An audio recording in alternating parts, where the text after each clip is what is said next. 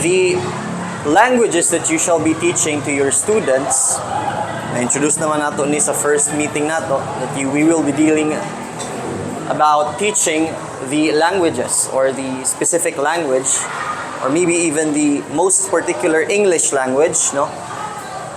And we had a pre-assessment, right, to test your knowledge, and I'm done checking your papers, by the way. And so to speak, I am 50% happy and 50% disappointed because only 50% got the prior knowledge of what is exactly needed or required to have this particular subject. Okay? You are going to learn how to teach language in elementary grades. Okay? It's basically the English 101 that will tell you how to strategize and how to learn languages so that you can teach it effectively to the pupils in the future. Okay? So we need first to stipulate the course outcomes, the very goal of this course or this subject, no?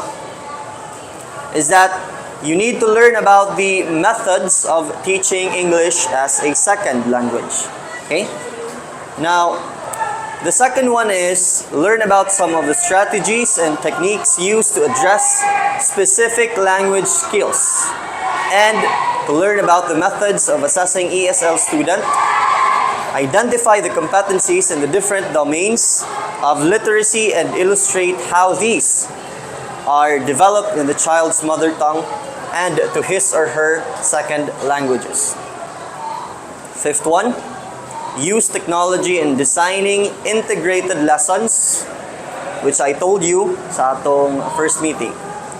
You will design integrated lesson plans, and we will be doing teaching demonstrations. Okay?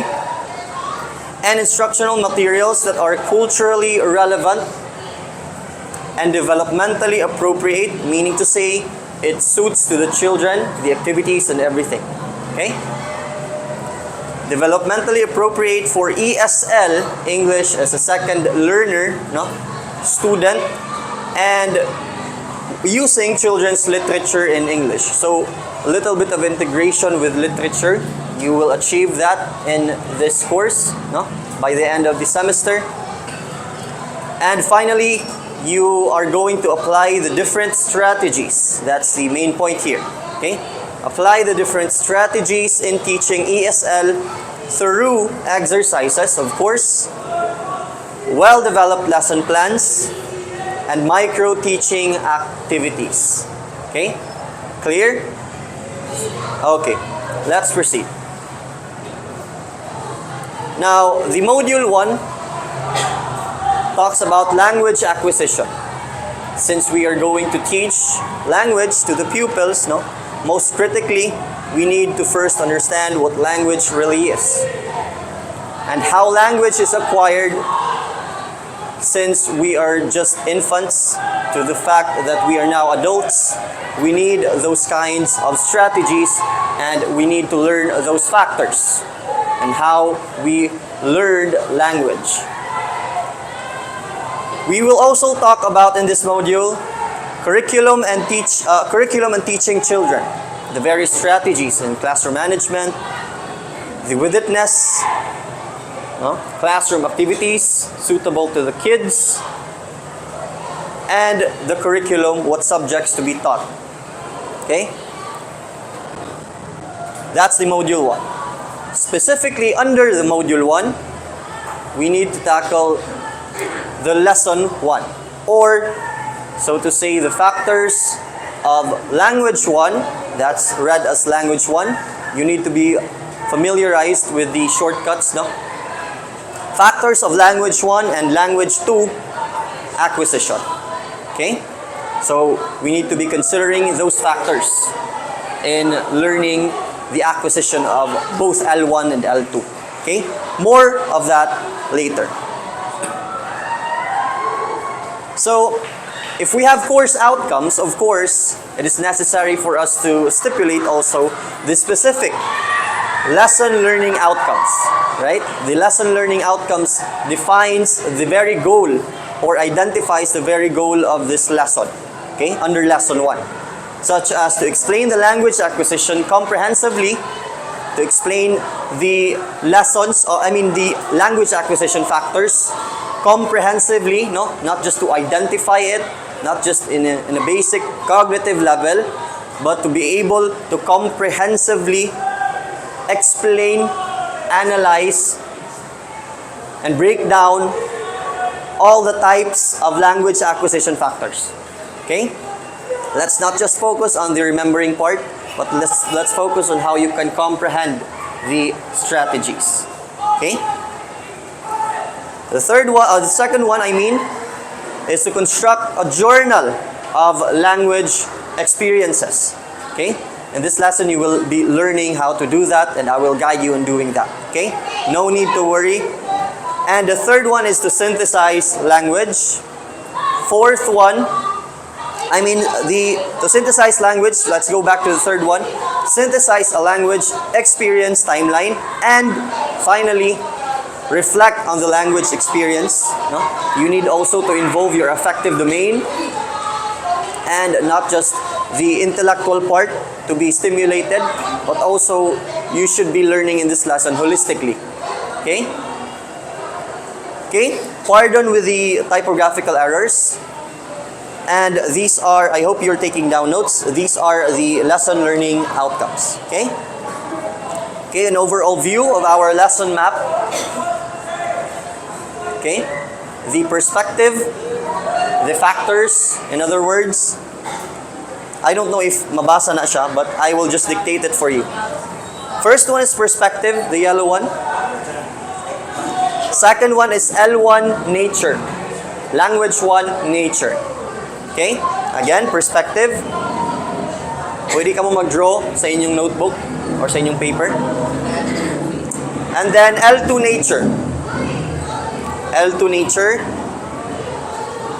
Next one is aspects of SLA, meaning second language acquisition. Finally, language acquisition. Okay? So I will give you time to copy that. Mga 2 hours siguro. Kaya. Kaya. Sige. Sige. Tapos na? Okay, these are the overall mapping of our structure and how we deliver such lessons. Okay? Okay. The first language, basically, this is the concept, this is the content of the lengthy paragraph that you will read in your module. But again, I'm not here to provide those heavy paragraphs for you because that's over-mutilated. No? I don't want you to be burdened with heavy information and loaded words. I just want a simple understanding of what the concept really is. Okay? And talking about the first language, from the word itself. What's your first language? Mother tongue. Very good. Mother tongue or the very first language that you learned. Bisaya. Kinsay pure Surigao nun nga makadyaw gajud. Kinsa man. Dili. Oh. I noticed that in Surigao City, in this city, we are composed of different variations of Cebuano, Bisaya, nga pure gyud, and then Surigao nun. Okay? Before, when the Surigao City is not yet a city, when it was still a municipality, it was purely influenced from Siargao nun, nga magbaja-baja gajud sa una, letter J, and then it was influenced later on by the exposure of other languages from the Nagat Islands, from Cebu, and from southern part, of Mindanao, nagkasagol-sagol na. Okay? But purely and intrinsically speaking, Surigao nun was influenced originally by the accent of those coming from Siargao. Okay? That was the history according to what I read. Okay? Reliable source. Now, talking about the first language, it's easy to understand that our first language is acquired unconsciously. Okay? Even though that we tend to forget sometimes our L1 due to the exposure or heavy exposure of L2, no? We learn so much English, even in our school, no? We like to learn intrinsically. Ma-discuss na siya ng mga factors later. But what I want you to understand is the first language you learn is learned from birth. Okay, kung asa ka na tao, kung inyong istoryahan, mag-inunggoy mo, pagdako gyud ninyo, there's a high possibility nga unggoy mo manulti. Mag-uuaag yun mo ana. Right? If Bisaya, then lisod na kuhaon sa imuha. Okay? You acquired first, take note. What you acquired first, what language you acquired first is very hard to remove, especially the accent. Agree? It's very easy to understand, right? That the hard accent of Surigao has often been ridiculed, no? When we speak English, kay gahi gyud kaayo, no? Naamoy chok. Okay. Okay, the English of the word naong or wayong sa Bisaya is face, but it's often mispronounced as isda. Okay? It's often mispronounced as many other things, no? Because in a simplistic manner, you look like if it's not, you look like a fish, or it's just been mispronounced genuinely. Okay? Yes, that's the problem of accent. While it is the intrinsic reason for us to remember that our accent defines where we came from. Okay? It's to identify who you are. Now, I remember my experience when I came to Cebu. That was my first time, no? Just this year. And yun na ako malikayan nga magjaon-jaon yun ko dito. And then I noticed that some people, especially the cashiers, no? The cashiers, it's not cashier, ha? It's cashiers. It's cashier. Cashier. Bayari ani sa cashier? Cashier. Yes. Cashier. That's how it's pronounced. Cashier. Cashier. Yes, cashier. Cashier. Gikatawan ko sa mga cashiers kay Joy Juing ani. And then taga-asa ka sir, they automatically questioned where I came from based on how I speak. Right? So, notice ninyo ang first language influence, no? Ang first language acquisition is not really on how well you deliver on L2, but it's how well you speak in L1 or your, take note, native language. Native language. Okay? Nasabtan si first language? Understood? Yes or no? Yes, sir. Okay, very good. And in addition to that, if sa inyong balay, pagkabata pag yun ninyo, no? If you often use swear words, no? Nakabantay ka mo sa mga bata.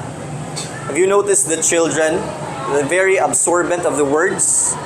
Yes, sir. Diba? They tend to copy and mimic the words coming from those people who surround them, no? It's because of these factors.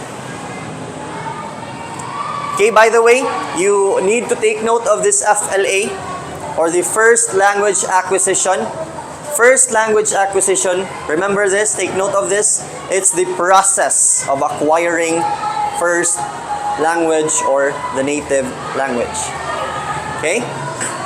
The FLA, or the first language acquisition. Ganyan na.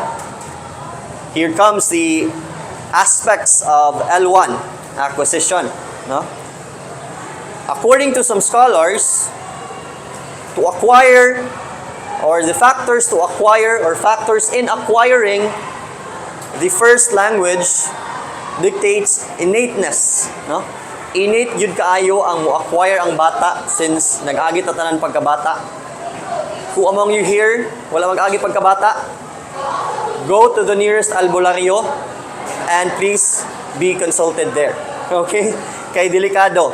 Basin ikaw si lamang. Innateness and automaticity. Okay? When we say innateness, the language 1 or the L1 can be learned automatically and innately. Genuinely learned without any efforts whatsoever. Okay? I remember Stephen Krashen, no? One of the famous linguists in the history of linguistics, no? I remember his acquisition and hypothesis theory na ang bata daw, the child, if you expose that child to a different set of language, even though ang child wala mag-study sa language nga she or he has been exposed to, no? Genuinely, innately, that child will still learn the language through communicating with others. Right? It's the same idea or the same principle is applied when you try to analogically define the idea of or the quotation that show me who your friends are and I will show you who you are. Right? Your friends or the people that surrounds you dictate also, if not 100%, who you are. Because you are the sum of the people you hang out with. Okay? Same with the behaviorist approach through language acquisition. Now, to learn the language 1, the very first native language na to, no? Whether it be Surigao-non, no? Ilocano, Cebuano, pure Bisaya, gyud gahi gid kaayo, or sa higakit, no? Kana mga gut gadzud, no? Mga gut. No, ingana gad sila manulti. No, a different accent. Now, I don't know what's the origin of that kind of accent. Some people would find it funny, but I suggest you wouldn't find it that way, because each accent is unique, each language is unique. Okay? Okay? So di manaway, no? Di manaway ng language, especially accents. So, with automaticity, meaning automatic, from the word itself, no? Automatically learned without conscious efforts. Wala tuyuan ng bata na mag-learn. Gusto ko mag-learn og Cebuano. No, it's not like that. Even though magduwa ka ng bata diha, if you let that child play with others who has a different language, eventually that child will learn the language he or she is exposed to. Sabtan. Okay? Now, the second bullet, learned in early stages, of course, the factor is this. Have you noticed Manny Pacquiao? No? Bisaya gyud kaayos Pacquiao. Pure gyud from Southern Mindanao gyud, from General Santos, no? Provincial gyud ang iyang speaking accent. Have you noticed he learned English later on in his life? At the the later stage of his life, no? Has it been effective? Yes or no? Has it been effective? The L2 acquisition of Manny Pacquiao? Ang L2 ni Pacquiao. Ang pronunciation ni Pacquiao sa English. Has it been effective? It's not fluent enough. Yes, sir. Right? It's not fluent enough because he did not learn the L2 at the early stage. Yes. Strike the iron while it's hot. Okay? Children are very behaviorist.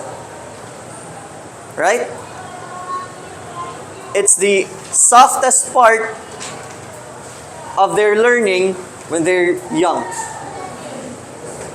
Pag dako na gani, maglisod na gyud kag adapt ana. Right? When you first teach the child, no, how to pronounce well in English, to acquire L2, later on, fluent yun ng bataan na. Okay?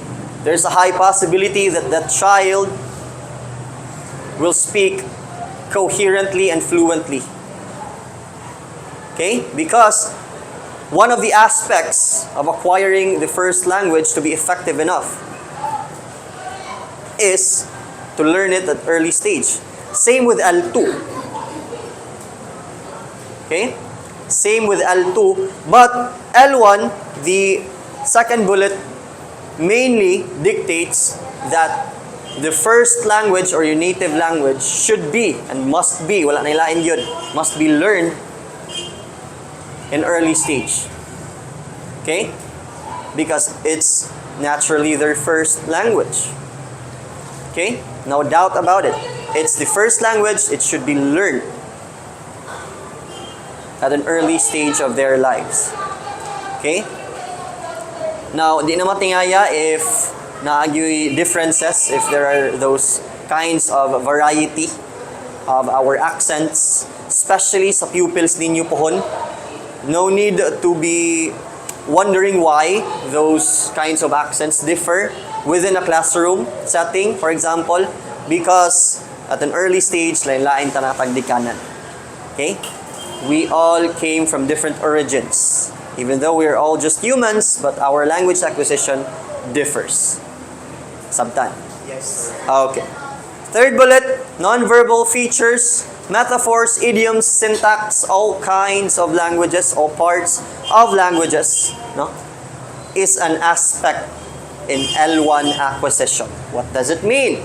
Well, it means simply that even the nonverbal features, no, the sign languages, the facial expressions that the child learns, manipat ka pirmi sa inyong balay, ang bata manipat po na.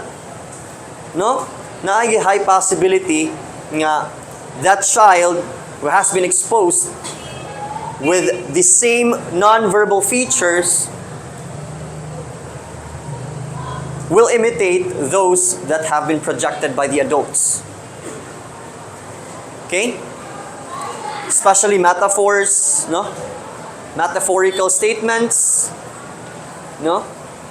Mga idioms, even expressions, mga kasabihan, ma-adapt ng bata because that is an aspect in L1 acquisition. Okay? Mga bata ko man magsanaol na. No? Sakto? Mga bata ko man mamalikas na. Okay? Kaya ang mama sab, number 1. Diba? Mga bata, ang mga mama, I mean, the mothers would always complain why their child is not doesn't have any learning at all at school and misbehaving. Di ay ito, permiragi pa cellphone. Okay? So, no need to wonder why the results are like that. It's because the child has been trained to be like that at home. Okay? Be careful in raising your kinsay ni anak. Okay. Be careful, no? It's very crucial in this part. Wala ko may mga anak. Ay, pa ba da? Okay. Ano na lang? Be careful. Here's the friendly advice, no? As someone who has been studying child and Robert Havighert's stages of development, no?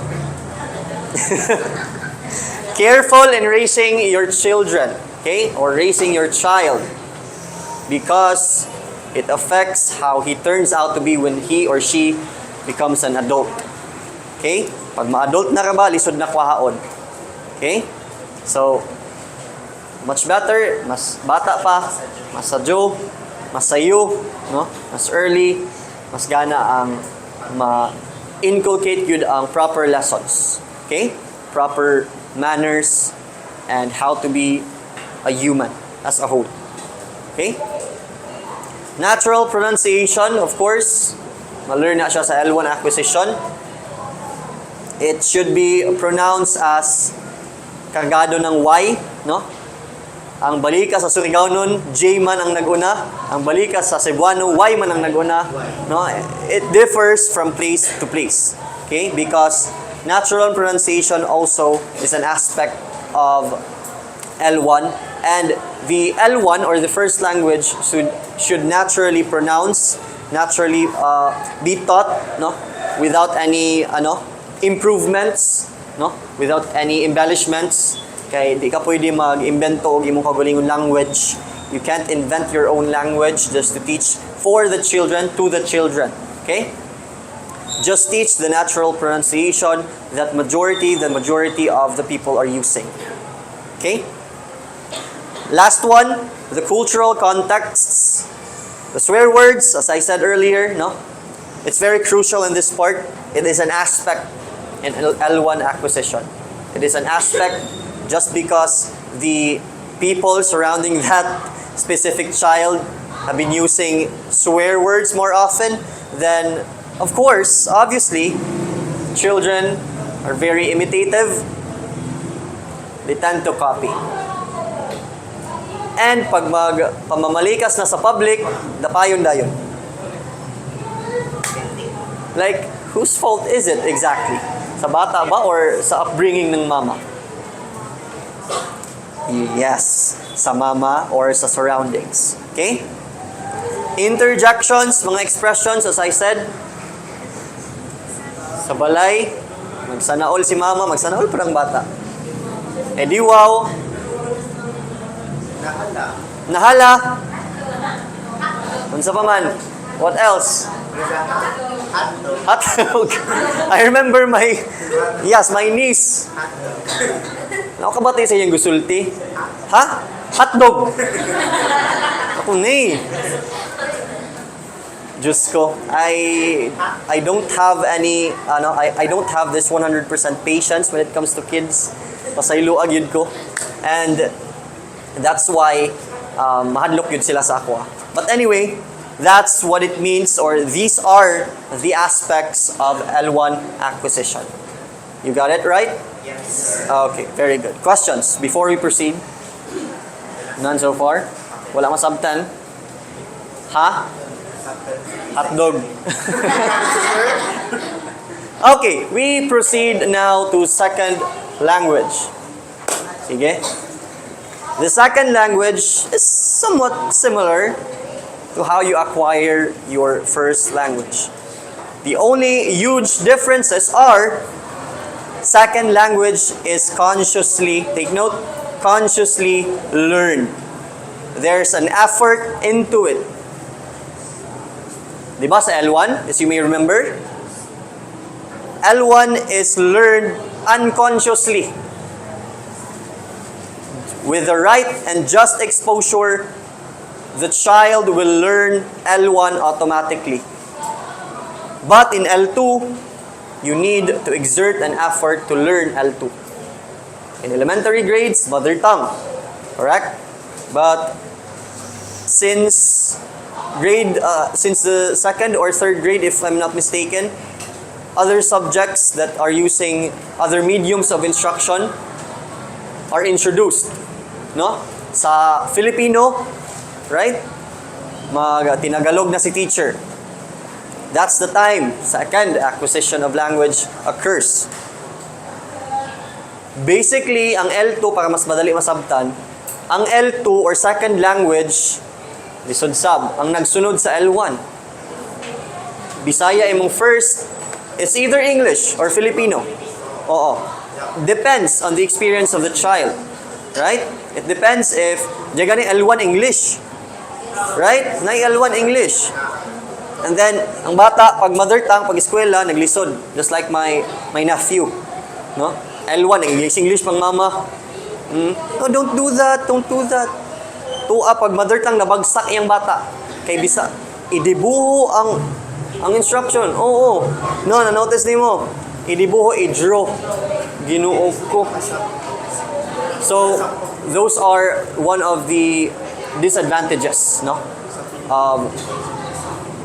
Kay ang nature ng L1 is to produce well understandable words and languages.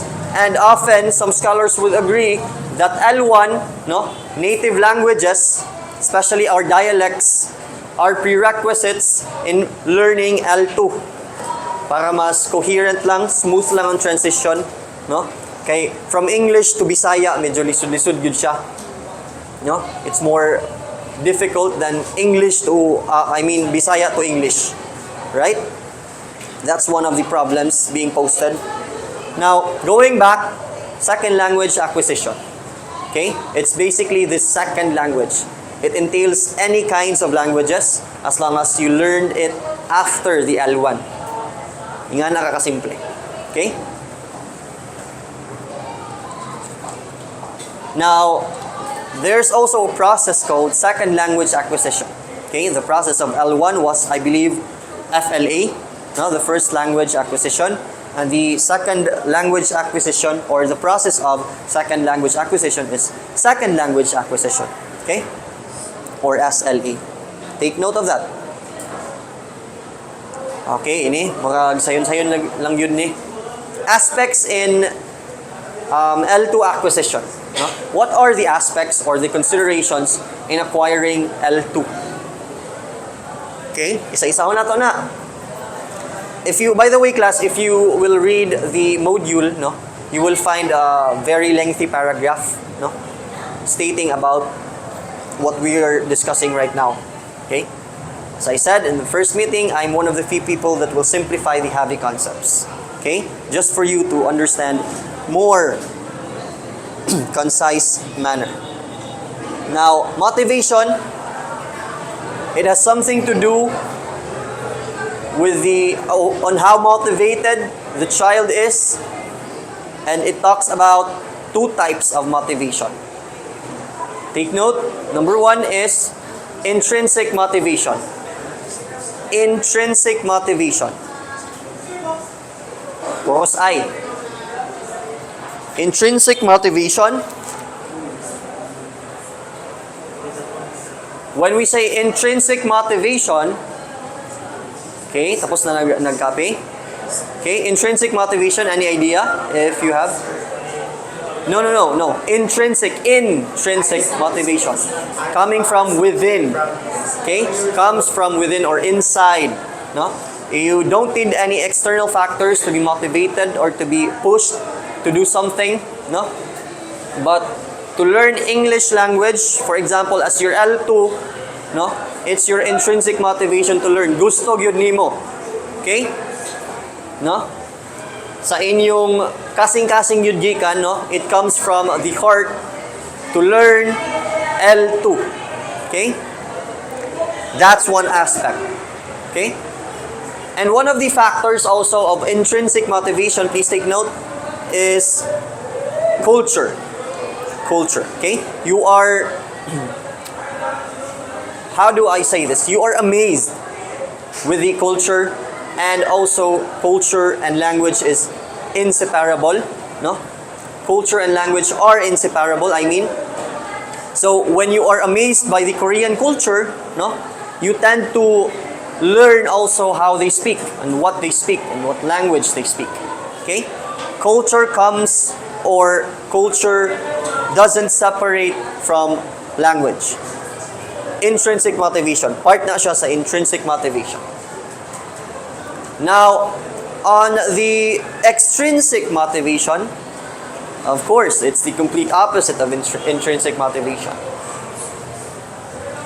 The extrinsic motivation are forces outside of intrinsic motivation. Okay? What are the examples of those forces? Well, let's say that you just want to learn English as your L2, no? For academic purposes, let's say, no? I just want to use English and to learn English well so that I can be able to provide something to my essay, for example. No? To communicate well with my AFAM. No, I need to learn. Sana all kasi ni AFAM. Isa na namang kababayan ang yumaman. Congratulations, no? Congratulations if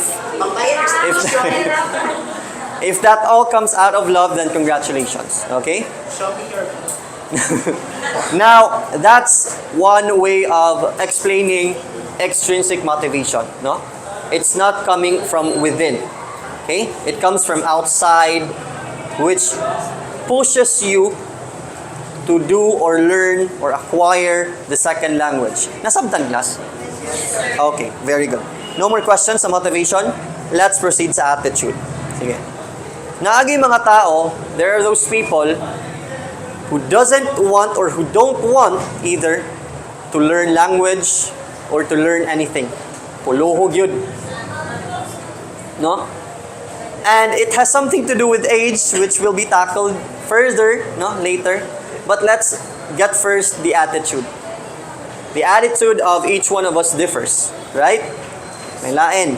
When you learn language, when you learn language, we approach it in a different manner, of course. Now, our attitude towards learning the second language varies from time to time, because sometimes learning a language is somehow tedious, kapoy yun kaayo, no? Kalabad mag-learn of words, especially the grammar, no?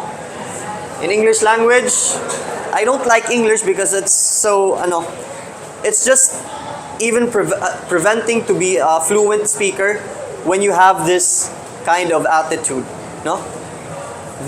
Most people say that to speak English is nagpasikat lang. Okay? But the attitude of that person speaking the English language is different from your point of view. Okay? Maybe that person is just practicing, or maybe that person is intrinsically involved or in love with the language. Okay?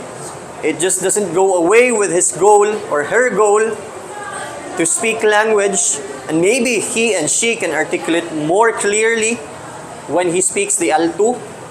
Maybe that person has really good idea coming out from his mind when he or she thinks in L2, whether it be Filipino or English, no? And dominant suggestion, please avoid any judgment of that. Okay? When you are trying to observe someone who tries to learn L2, please don't judge that person, especially in the process of learning. Okay? That has something to do with attitude. Okay? If wala gyud kay gusto, no? Mag-alimuot gyud imong dughan, muna if you learn English or Filipino, then that's one factor why it's very hard sometimes to learn L2. Okay? Sa age, na-mention na ako kagaina. One example is Manny Pacquiao. Okay? He learned English language, which I believe to be his second, if not Filipino, no, iyang second, which I believe to be his second language. He articulates not very effectively sa English. Okay? That's the truth. And we can notice that in his interviews and even in his podcasts, no? In local interviews, for example. We can conclude that to learn L2, same with L1, deals with the age. It must be better if languages, L2 or L1, specifically L2, to acquire L2, must be acquired in an earlier stage. Strike the iron while it's hot, ika nga. Right? Because to teach, pag-learn ko man ng Chinese, if di ba ka mag-struggle. Eventually, you will learn something, no? But it will take a long process. Right? It's not as smooth as exposing the child the language that you want them to speak. You want him or her to speak. Nakuha ang difference? Okay? Age is one huge factor. Take note of that. Intelligence. Now there is this guy named Howard Gardner, no? A famous educator, in the educational field, no? A behavioral psychologist and an educational psychologist, I believe. He proposed this multiple intelligence theory, if you're familiar mo. And there are, I think, there are, I think, 9 na kuman. 9 intelligences, no? If bulok yun ka sa math, then maybe Howard Gardner suggests that you might excel at a different level or different field. Maybe in music, you're good at composing, you're good in writing, you're good at identifying visual images, no? You're very good in listening, auditory learner baka, no? You're very good at kinesthetic learning, aptik baka mo tumbling, and so on and so forth, no? You can search that one, you can search that theory, and it suggests the differences of the intelligence of a human person, no? It's his theory tuod na palikod aning L2 acquisition, okay? It's his theory that is behind this L2 acquisition, and it's very important to note each of those intelligences. Okay? Now, intelligence matters. If that child is mainly auditory learner, no? Hilig yun maminaw. Okay, I have this classmate in my review, no? Na hilig siya maminaw sa iyang recording. And I asked him, why would you do that? It's so annoying, especially pag hindi siya earphones. Pag wala siya naka-earphones, it's very annoying. It annoys me kaya nag-study pod ko. No? And only to find out that he learns better that way. Okay? Through listening. And there are those people, I don't know if this person is you, no? There are those people nga maka-learn yun sila og they learn more effectively when they write. When they write. Hands up kung kinsay nga na. When they write. And there are also those especially mag-learn, mag-study while music, background music, no? If you study with the background music, it all boils down to those intelligences he proposed ni Howard Gardner. Okay? And Howard Gardner, intelligences are factors, or intelligence itself is a factor in, or an aspect in L2 acquisition. You need to consider the intelligences also. And ngano kahinay man niya mo learn of English? It's because he's not really a linguistic person. Maybe he's more to a mathematical person. Okay? It's very crucial for you, especially educators. It's very crucial to identify the field of the child on where he or she would most likely excel. Okay? So that's about intelligence. Okay?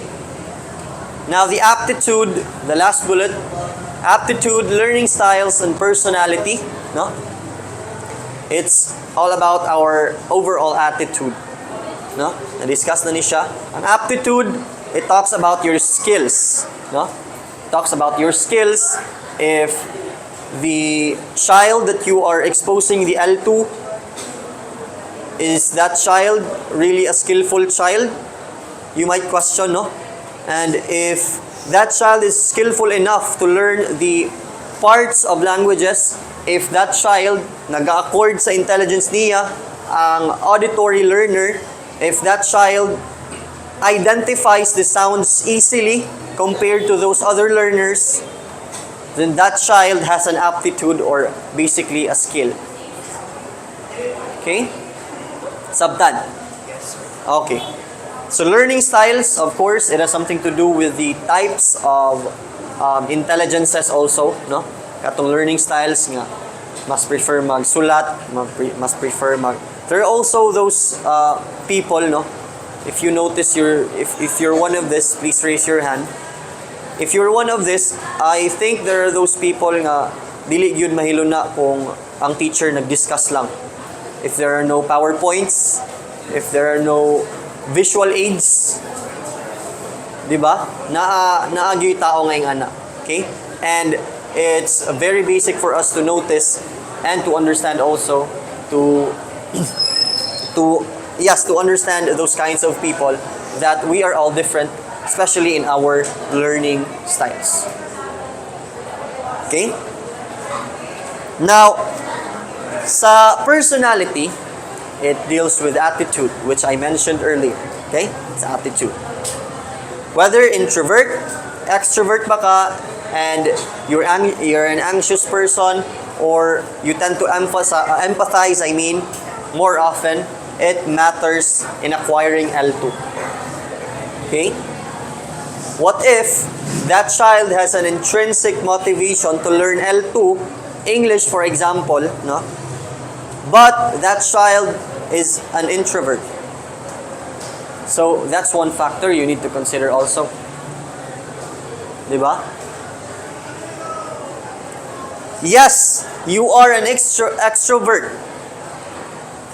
Di ka masipog. You tend to get more energy, and you tend to be more playful and energetic when you are with other people, especially in public, no? When you express your ideas through lots of people that surround you. You are extrovert, yes, you have the requirement of what it takes to learn L2, but then your age, dili man, tiguwang naman ka. For example, it's very hard still to learn. So, all of these must be considered in conclusion. Okay? It's not a one-way ticket that if you are extrovert, automatically you will learn effectively. But you must consider these things. Okay? Same when you are anxious. Okay? Pag mag-learn gani ng grammar sa English, ma-depress na dyan. Kalisod. It's very difficult for me to understand English. It's not for me really. Atuwa, na-depress. Nag-deactivate. Ingan na level? Diyan ingan na level, wala. Na? So, nag-deactivate. Okay. Now, that person tends to find problems, no? It's basically the idea of acquiring problems when learning language, especially language 2 or second language. Okay? Now, anxiety is one factor, and also empathy. You need to take note of this. Okay? Empathy is one aspect of second language acquisition. Ano naman, sir? Because empathy plays an important role, especially when the child, for example, tends to empathize to other people, then that person, he or she is exposed to, is speaking another set of language, another kind of language. Because of his empathy or her empathy, nasuod siya kadto nga person. That's just one scenario. Okay? Emotionally secured and emotionally attached to other people who are speaking another language, there's a high possibility that that person who empathizes more will learn L2 effectively or more effectively. Sabtan? Claro? Ang language acquisition? L1 and L2? Okay, very good. Now, the important part is we are done in this session. Okay? That's the lecture 1, ladies and gentlemen. If you have questions, please raise them. And if you do not have any concerns, please also do keep the records and the notes and read them as you get home and study them, because those are the simplified texts that I provided you. Okay? If you don't have any questions, clarifications, concerns, then this will be the wrap for our first lecture. Okay? Thank you very much, everyone. Let's see each other next meeting, and God bless you all.